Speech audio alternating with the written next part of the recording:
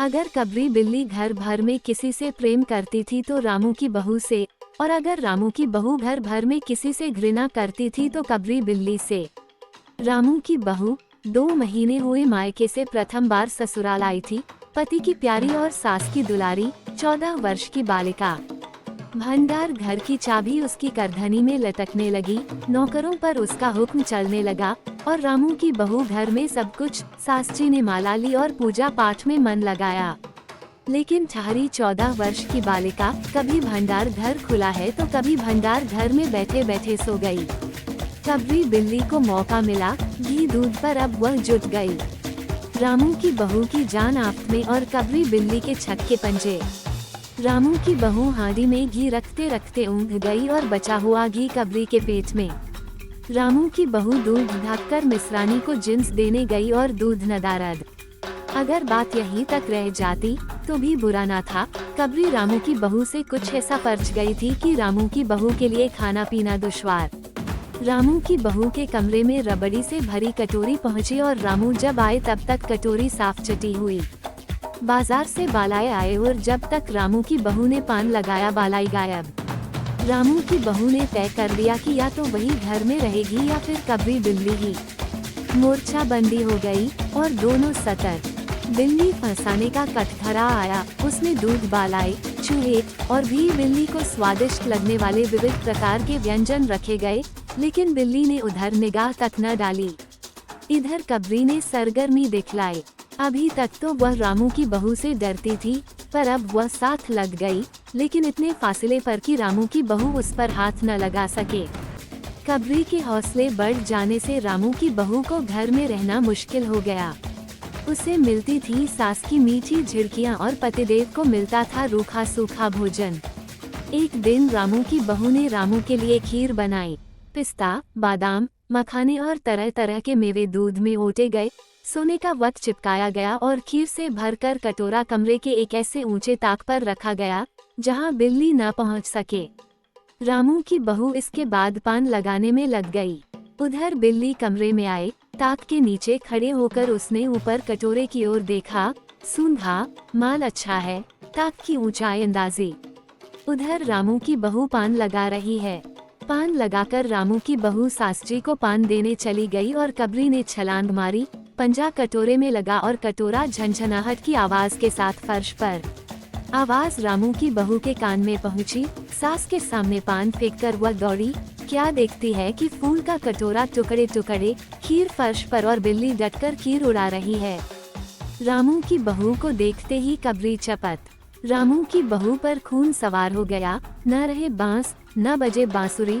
रामू की बहू ने कबरी की हत्या पर कमर कस ली। रात भर उसे नींद न आई। किस दांव से कबरी पर वार किया जाए कि फिर जिंदा न बचे, यही पड़े पड़े सोचती रही। सुबह हुई और वह देखती है कि कबरी देहरी पर बैठी बड़े प्रेम से उसे देख रही है। रामू की बहू ने कुछ सोचा, इसके बाद मुस्कुराती हुई वह उठी। कबरी रामू की बहू के उठते ही खिसक गई।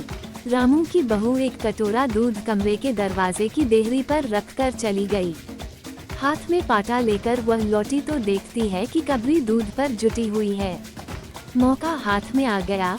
सारा बल लगाकर पाटा उसने बिल्ली पर पटक दिया। कबरी न हिली, न डुली, न चीखी, न चिल्लाई, बस एकदम उलट गई।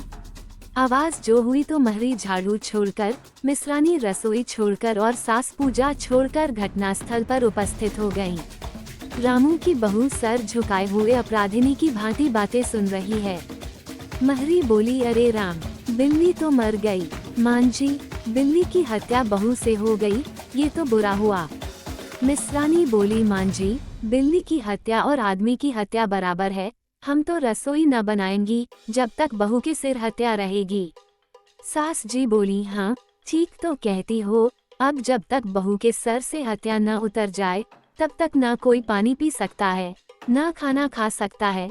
बहू, यह क्या कर डाला। महरी ने कहा, फिर क्या हो, कहो तो पंडित जी को बुलाए लाई। सास की जान में जान आए, अरे हाँ, जल्दी दौड़ के पंडित जी को बुला लो।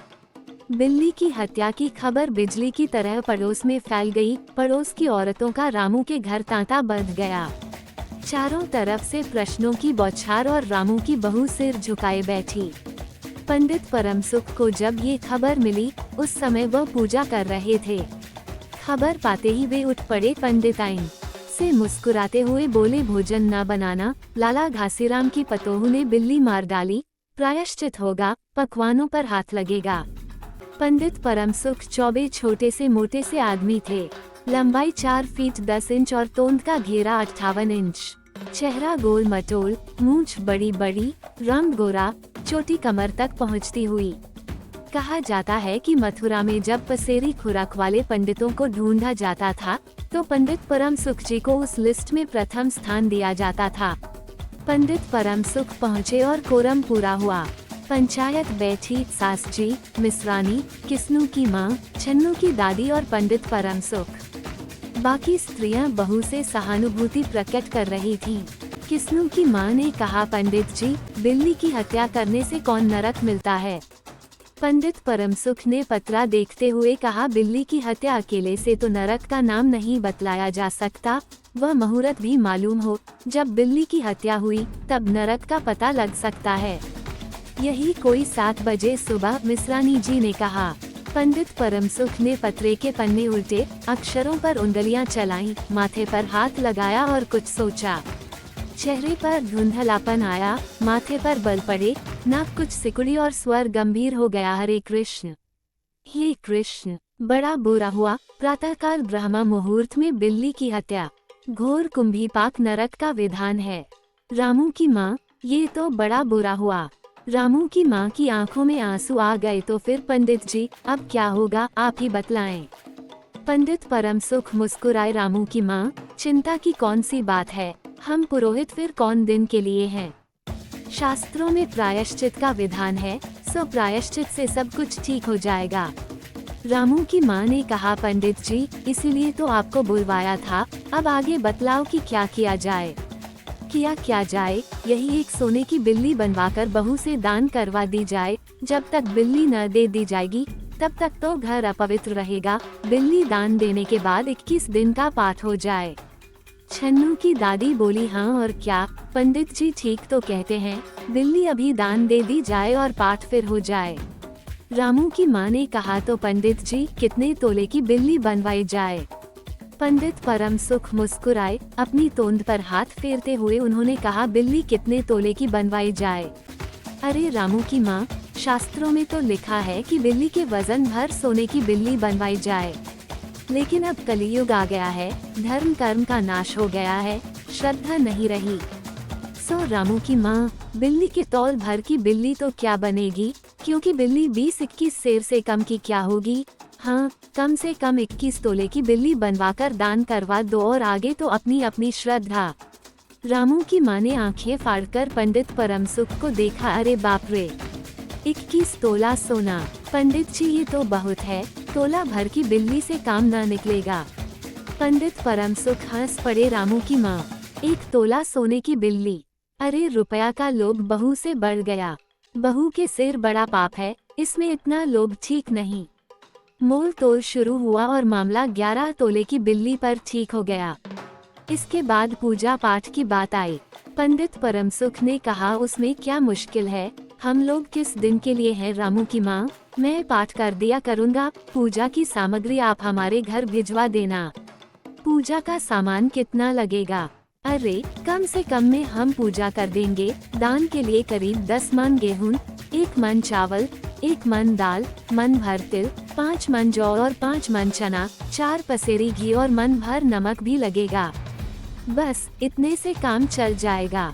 अरे बाप रे, इतना सामान! पंडित जी, इसमें तो 100-150 रुपया खर्च हो जाएगा। रामू की माँ ने रुआसी होकर कहा।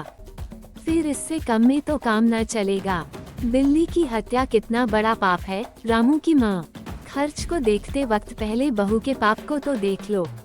ये तो प्रायश्चित है, कोई हंसी खेल थोड़ी ही है, और जैसी जिसकी मर्यादा, प्रायश्चित में उसे वैसा खर्च भी करना पड़ता है।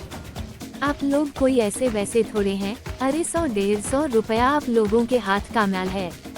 पंडित परमसुख की बात से पंच प्रभावित हुए। किस्नू की माँ ने कहा, पंडित जी ठीक तो कहते हैं, बिल्ली की हत्या कोई ऐसा वैसा पाप तो है नहीं, बड़े पाप के लिए बड़ा खर्च भी चाहिए। छन्नू की दादी ने कहा, और नहीं तो क्या, दान पुण्य से ही पाप कटते हैं, दान पुण्य में किफायत ठीक नहीं। मिसरानी ने कहा, और फिर मांझी आप लोग बड़े आदमी ठहरे, इतना खर्च कौन आप लोगों को अखरेगा। रामू की माँ ने अपने चारों ओर देखा, सभी पंच पंडित जी के साथ। पंडित परम सुख मुस्कुरा रहे थे। उन्होंने कहा, रामू की माँ, एक तरफ तो बहू के लिए कुंभीपाक नरक है और दूसरी तरफ तुम्हारे जिम्मे थोड़ा सा खर्चा है, सो उससे मुंह न मोड़ो।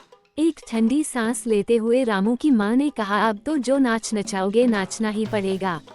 पंडित परम सुख जरा कुछ बिगड़ कर बोले, रामू की माँ, ये तो खुशी की बात है, अगर तुम्हें यह अखरता है तो ना करो, मैं चला। इतना कहकर पंडित जी ने पोथी पत्रा बटोरा। अरे पंडित जी, रामू की माँ को कुछ नहीं अखरता, बेचारी को कितना दुख है, बिगड़ो न।